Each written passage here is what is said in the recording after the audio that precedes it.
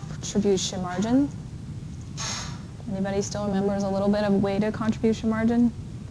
What's the first step when we want to calculate a weighted ratio? Of course, you need to know how many products you have and what's the specific contribution margin you're getting for each product. What do you time that by? Remember sales mix. It could be 1-to-1, it could be 3-to-2.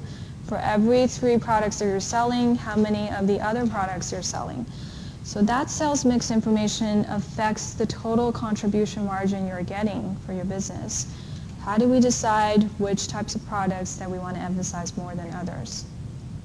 This depends on the physical capacity that your business has, how many machines. Remember the copier example, if we just have 3 machines, each and every one of them, you're just able to use it for 12 hours. How are you able to use them wise enough to generate the most profit? Okay, so the physical capacity of the business is a restriction that, because each and every business you don't have all of the unlimited resources. You definitely have just a number of workers, a number of techniques and tools that you can use. How do you use them wise enough to generate the most profit? This has to be considered. What's the constraints in the business and how would you able to mix them with the total products types you have? Okay, so some of the constraints comes from machine usable hours, labor working hours. We want to produce products that really gives you the most contribution margin per hour of production cycle. Okay, so meaning that you may have Excel DVDs, special DVDs. If you look at one unit, perhaps each unit of Excel DVDs, regular ones, you just sell them at $10. Special DVDs, you're able to sell them at $50.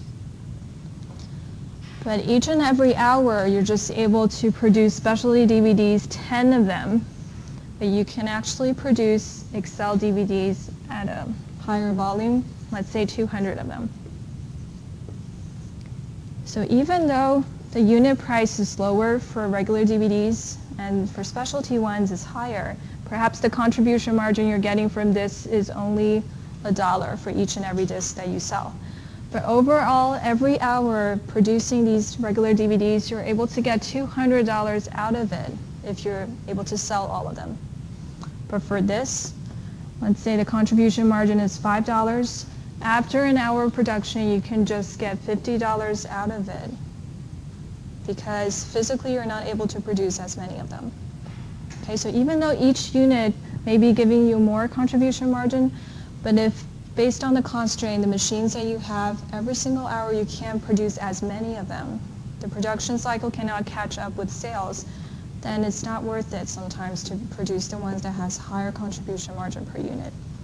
Even though it seems like this is the way to go, but if you can't actually generate as many units, you can't match up with the sales speed, then you're probably just better to go toward the regular DVDs, sell at a lower contribution margin per unit, but more in quantity. Okay, so the decision making here is that if you just have 12 hours to use your machine, you have to use them wise enough to generate enough profit. Okay, but of course, if there's a very large demand on this product, you may want to go toward this road. So we're assuming here that if the demand is about equal, if you can produce as many of the Excel DVDs, you're able to sell as many of them, then it's better to go toward the one that overall every hour will give you the most contribution margin.